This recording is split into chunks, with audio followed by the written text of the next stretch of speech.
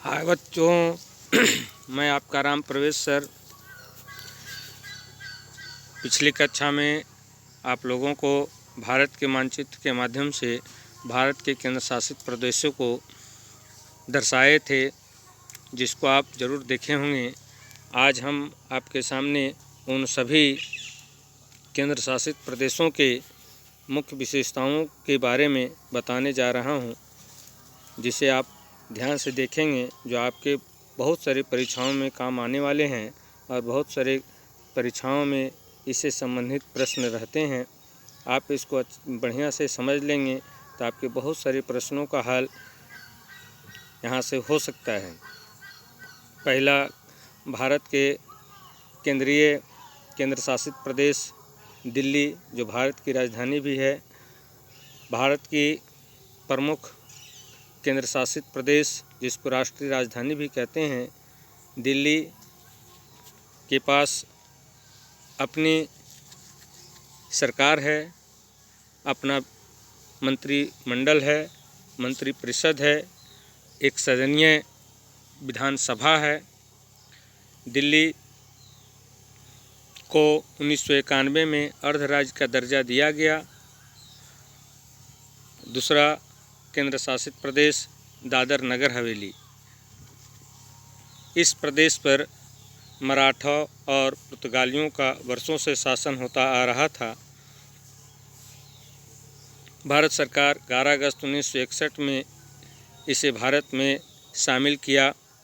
इसकी राजधानी सिलवासा है। तीसरा केंद्र शासित प्रदेश अंडमान निकोबार द्वीप समूह है। अंडमान निकोबार द्वीप समूह बंगाल की खाड़ी में स्थित है। भारत के स्थलीय क्षेत्र से बहुत दूर स्थित होने के कारण इसे भारत के किसी भी राज्य में नहीं मिलाया जा सका। इस द्वीप समूह में एक जारवा जनजाति के लोग रहते हैं और इस जारवा जनजाति का अपना मूल संस्कृति है, जिसे भारत सरकार किसी भी तरह से छेड़छाड़ करने को अपराध घोषित किया है। अंडमान निकोबार द्वीप समूह की राजधानी पोर्ट ब्लेयर है।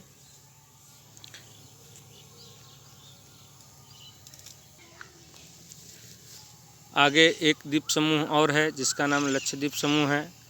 भारत की सुरक्षा की दृष्टि से यह द्वीप समूह भारत के लिए अत्यधिक महत्वपूर्ण माना जाता है।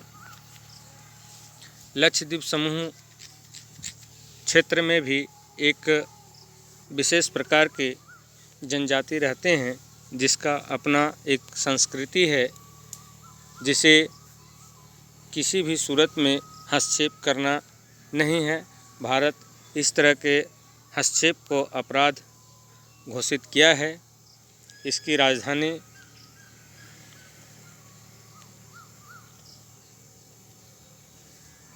कावारती है।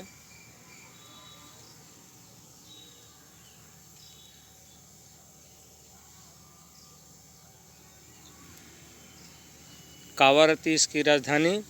परीक्षा में अक्सर लक्षद्वीप समूह की राजधानी या फिर कावारती किस केंद्र शासित प्रदेश की राजधानी है, इस तरह के प्रश्न पूछे जाते हैं। आगे है दमन दीव। स्वतंत्रता होने के बाद, भारत को आज़ादी मिलने के बाद भी पुर्तगालियों के कब्जे में दमन दीव रहा।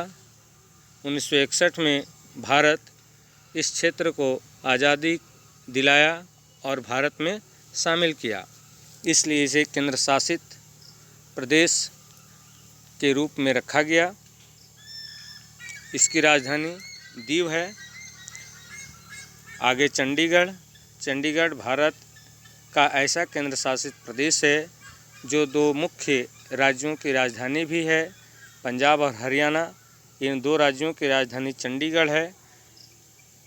यहाँ का शासन प्रशासन के द्वारा चलाया जाता है। आगे पुडुचेरी भारत का यह क्षेत्र 300 सालों से फ्रांस के अधिकार में रहा। बाद में भारत सरकार इसको स्वतंत्रता दिला करके इसे भारत में मिला लिया गया और इसे केंद्र शासित का दर्जा दिया गया। पुडुचेरी में शासन उपराज्यपाल के द्वारा चलाया जाता है। इसकी राजधानी पुडुचेरी है।